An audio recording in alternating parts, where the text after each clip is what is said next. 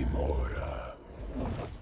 Snow fell in a slow, steady pattern across the small Pennsylvania town, covering the streets in a quiet white layer that softened every shape and sound.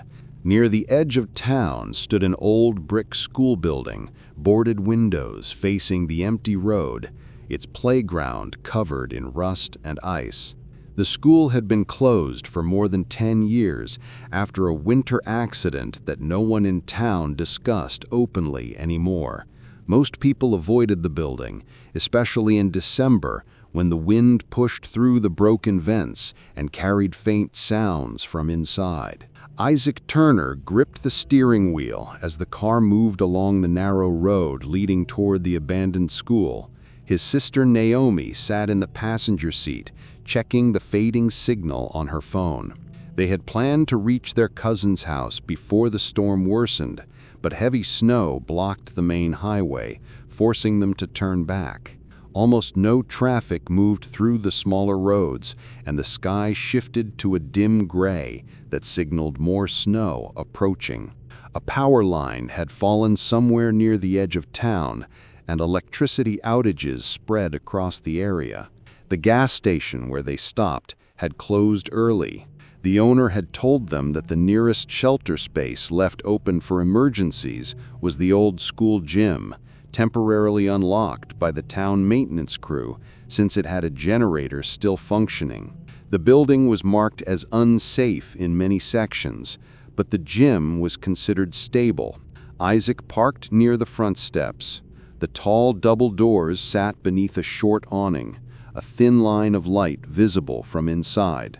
Snow collected on the cracked steps.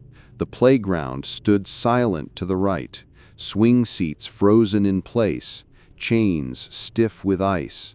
Naomi glanced at the dark windows and mentioned that it did not look like anyone else was using the shelter. Isaac shrugged and said the storm might have changed other plans. Inside the entryway, the air felt colder than expected. A single emergency light flickered above the main hallway, casting a weak, pale beam across the lockers and long floor. The polished surface reflected the light unevenly, forming faint patterns. A handwritten sign taped to the wall pointed toward the gym, with an arrow drawn in black marker. The building smelled faintly of dust and old cleaning chemical residue. Isaac and Naomi carried 2 small bags and moved slowly down the hallway. Their steps echoed lightly, repeating with a hollow tone. The hallway felt longer than it appeared from the outside. Classrooms lined both sides, their doors propped open, dark interiors swallowing the weak light. A faint draft moved past them as they walked. Naomi paused and looked toward one of the open classroom doors. She thought she heard something distant, like a chair leg sliding across flooring or a quiet footfall. Isaac did not stop. He said echoes in empty buildings could distort sounds easily. She nodded and followed. The gym doors at the far end of the hall were marked with peeling letters.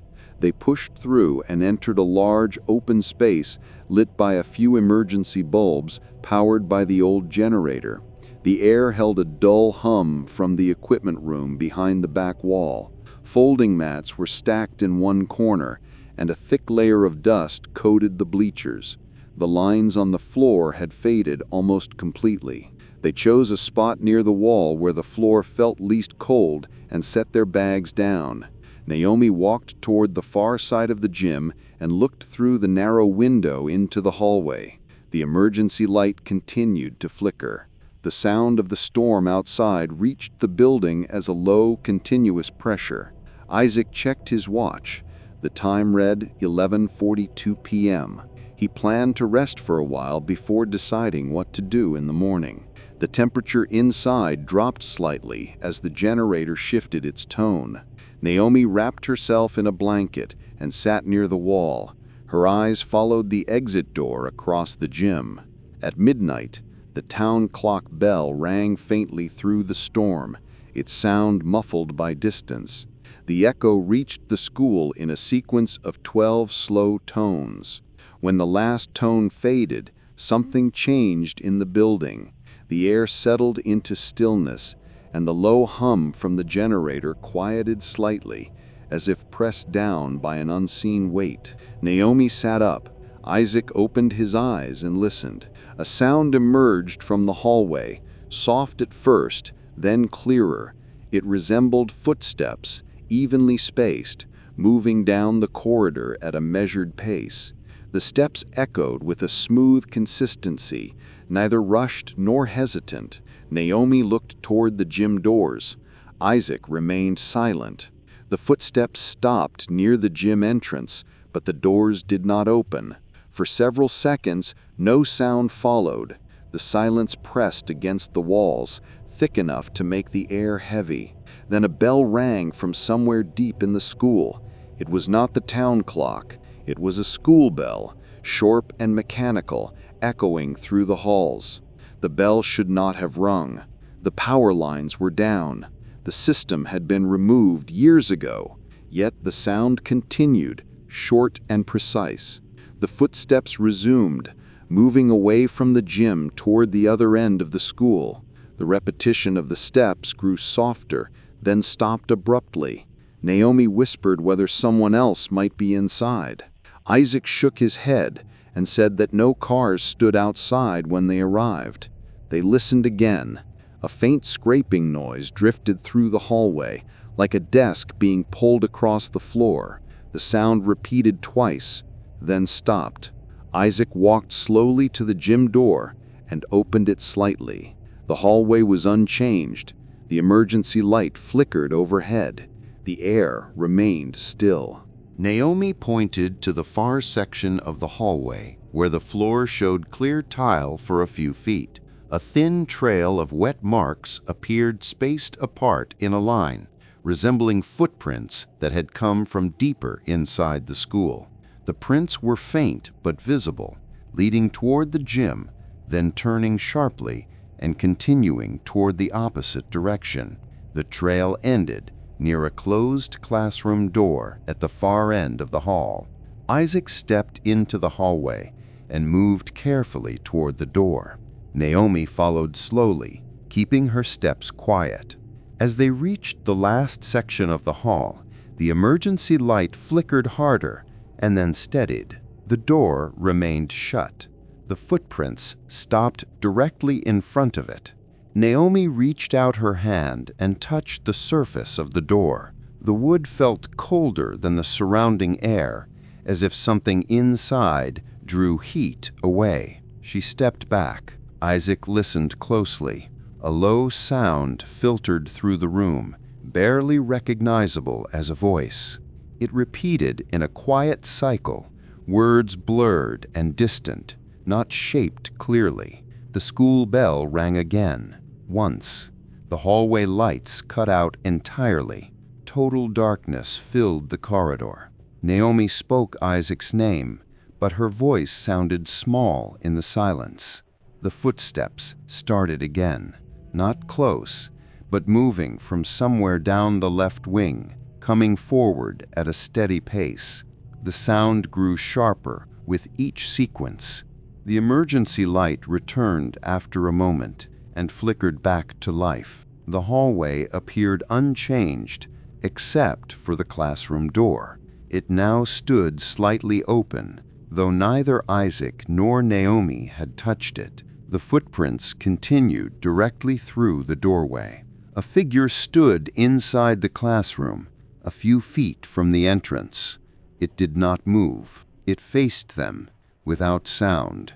Its features were unclear, blurred by shadow and distance. The figure appeared taller than an average person, shoulders narrow, arms still at their sides. The eyes did not reflect the light. They were dark and empty, fixed straight ahead. Naomi stepped backward. The figure shifted slightly, not by walking, but as if repositioned by an unseen motion. The air grew colder, breath forming visible trails in the dim light. Isaac's hand touched Naomi's shoulder, signaling her to remain still. The figure lifted one arm in a slow mechanical arc and pointed toward the interior of the classroom, The gesture held no urgency, only direction. The footsteps stopped. The building fell silent as before. Isaac looked into the classroom. Desks were arranged in uneven rows. Papers lay scattered across the floor, yellowed and curled with age. A coat lay draped over the back of a chair near the window, covered in a thin layer of frost. The classroom clock on the far wall stood frozen at the midnight position. The second hand did not move. The figure lowered its arm. A low sound passed through the room. Not a voice, but something like wind moving through a narrow opening. Isaac took one step backward. The figure remained motionless. Then, as the emergency light flickered again, the figure shifted backward into the darker part of the classroom and disappeared completely. The door closed with a soft sound. The school bell rang once more. The footprints that led from the hallway into the classroom faded slowly, dissolving into the tile surface as if no longer pressed by weight. The emergency light steadied. The hum of the generator returned. The ordinary sounds of the storm re-entered the building. Isaac and Naomi remained in place for long seconds before walking back to the gym without speaking. They stayed awake through the remaining night, listening to the storm settle gradually. No new sounds came from the hallway. No footsteps returned. No bells rang. Morning arrived with pale light through the gym windows. Snow had piled against the outer doors. Isaac checked the road and saw plows clearing the path toward town. Naomi collected their bags. They did not return to the classroom or look for further evidence. When they left the building, the storm had cleared. The school stood silent behind them, windows dark, doors closed. The bell tower above the roofline leaned slightly from years of wear. As they drove away, neither spoke until they reached the edge of town. Naomi asked whether the school still used bells before it closed. Isaac said he believed the whole system had been removed after the incident years ago. The last bell that rang in the abandoned school had echoed through the halls long after the building locked its doors for good.